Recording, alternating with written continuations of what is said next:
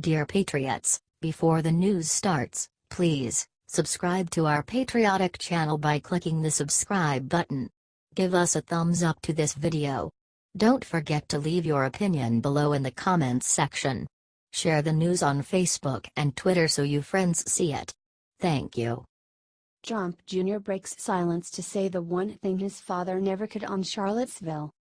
The mainstream media took all weekend to try and label Trump as a Nazi sympathizer and Trump supporter. They attacked him for not properly naming and condemning the white nationalist groups that rallied on Saturday. It doesn't matter what Trump does. The left will always attack him. They have nothing but pure hatred for him. Donald Trump has not been tweeting much lately since the media attacked him. In his first tweet, he first responded to Scott Adams, the Dilbert comic creator, who tweeted the following. Was it heartfelt enough? Phase, along with why did he not mention Group X, Y, Z? See the problem yet?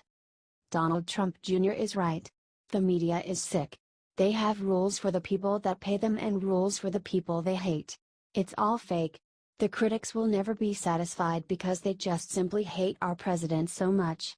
They hate him because he beat every single one of them. Governor Mike Huckabee agrees. He slammed the media bias as well. POTUS couldn't be more explicit in condemning racist thugs. Will critics be satisfied? Of course not. They can't see past their hate. The media is breeding more Trump voters with this bullcrap. They have run out ideas and are now attacking Trump with the old tired racist card. Share this everywhere to expose the media and get Trump and Trump supporting people elected in the upcoming elections.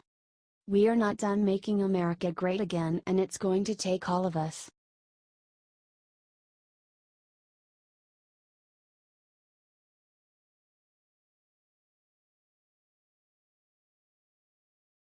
Crisis averted. Trump just got North Korea to do exactly what he wanted them to.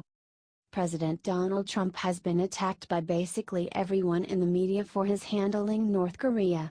He did not let that stop him, and now it is paying off big league. Less than a week ago, North Korea was declaring their intention to nuclear strike Guam in defiance to the U.S. Trump threatened to obliterate them, and, despite the left seemingly siding with Kim Jong-un, last night the impossible happened. North Korea has declared they are backing off threats to Guam.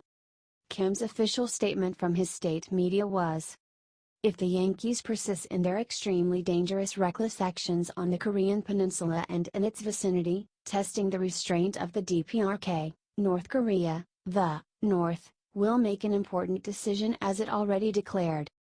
This was the result of hard negotiations by Trump for the last few weeks, including launching an exploratory committee to decide on whether or not to pursue criminal investigations into China's IP theft.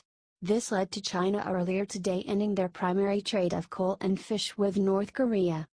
However, despite this amazing accomplishment of seemingly single-handedly averting a nuclear crisis, the media will certainly give Trump only criticism for his choices. The results speak for themselves. That's why, folks, we need all y'all to get the true story of North Korea and Trump shared everywhere. Remember, the American people don't need the media need the American people.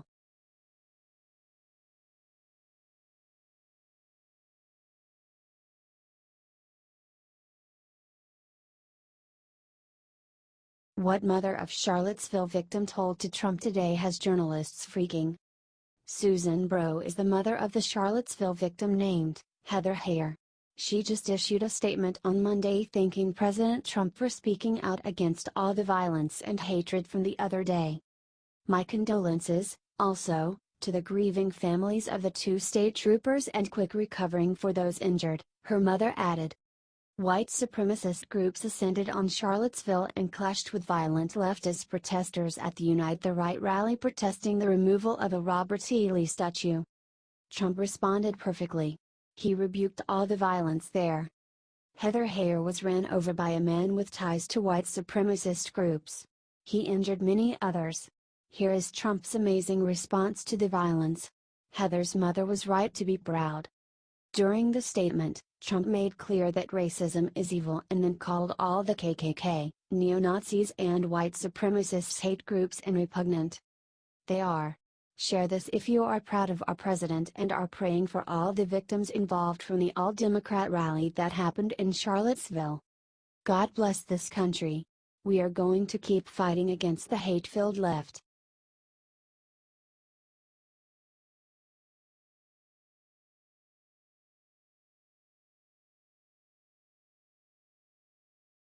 Minutes after reporter calls him racist, Trump turns around and does the incredible.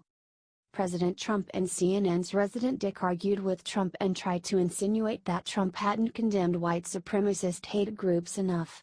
Then Trump responded with something incredible. They've been condemned. They have been condemned, Trump responded. Acosta then asked why Trump isn't holding a press conference even though he had just held a press conference this morning. Trump then cut right to the chase and said he just had a press conference. Acosta then asked if he could ask more questions. Here's how Trump responded. It doesn't bother me at all, but you know, I like real news, not fake news. You're fake news. Trump then left the room. Acosta sure got the message, shut the hell up. As the president was walking out, I responded that he has spread plenty of fake news himself, Acosta tweeted right after. The president said we just had a press conference. We did not. That's fake news. Acosta has attacked the president too much. Share this if you think that the press has lost all your respect and let's black out media with this post. Let's show them how many of us really hate their lopsided coverage. The Trump drain has only gotten stronger. Get this out there.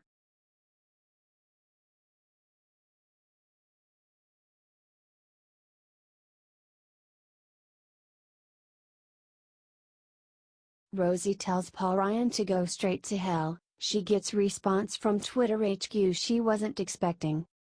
Before Christmas, Speaker Paul Ryan sent out a message. At the end of each year, no matter how short or long it may feel, there is always Christmas. Waiting for us is that sense of wonder the shepherds felt when the angels appeared in the night sky to herald the birth of a savior, writes Ryan. However, liberals immediately attacked Ryan for his innocent, kind message. Jesus was a brown-skinned Middle Eastern undocumented immigrant. He condemned the greedy and commanded us to serve the needy without condition. He was murdered by conspiracists who preach the rule of a police state over compassionate humanity. Noodle that on #Christmas Eve, claimed Shannon Watts. Rosie O'Donnell shared this tweet and put out a message of her own. Paul Ryan, don't talk about Jesus after what you just did to our nation, you will go straight to hell you screwed up fake altar boy #Judas much she wrote. Wow.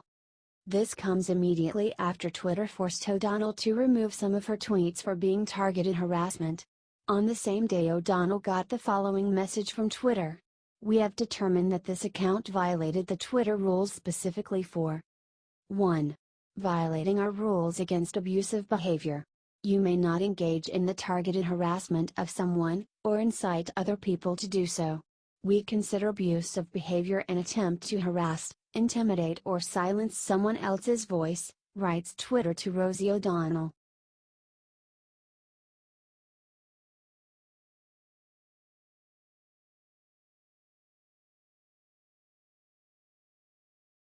New York Times admits it spread a huge lie about Trump's Jerusalem decision. If Obama had made the same Jerusalem declaration that President Trump did, liberals would be applauding him.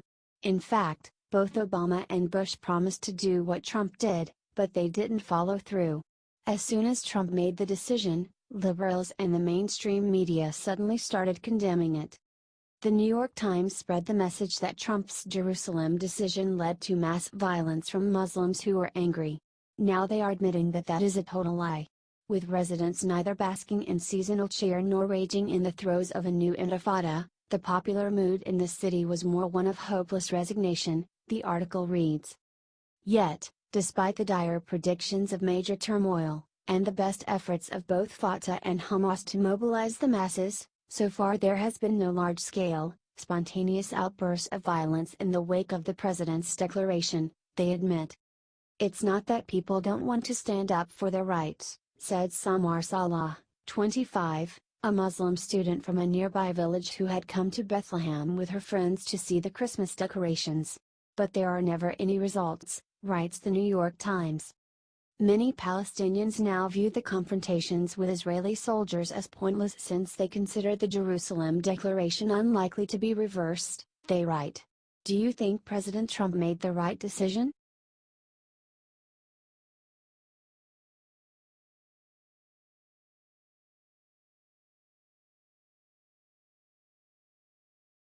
And culture infuriates liberals with bold statement about deporting dreamers, is she right? Liberals are constantly trying to defend dreamers, and claim that anyone against them is some kind of Hitler or Nazi monster. However, conservative firebrand Ann Coulter explained why dreamers are actually the first people we should deport in a very controversial interview. It has to be said that many of the legal and illegal low-wage workers, they're incredibly hard workers, they're really nice people, and it occurred to me, that I actually like all of the illegal immigrants except the dreamers, said Coulter. They're the ones I want deported first because they're the activists. They're the obnoxious ones. They're the ones who go to congressional offices and stamp their feet and say, "How dare you not rush to grant us amnesty?"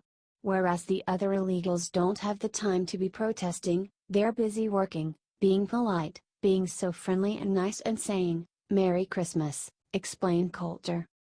No. Let's start by deporting the dreamers. That's point one, said Coulter.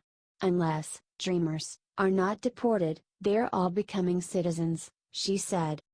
By and large, the third world immigration advocates, they know their best bet is, don't let anybody talk about it, don't let anybody think about it, we don't want people opening the newspaper and saying, where's the article on immigration?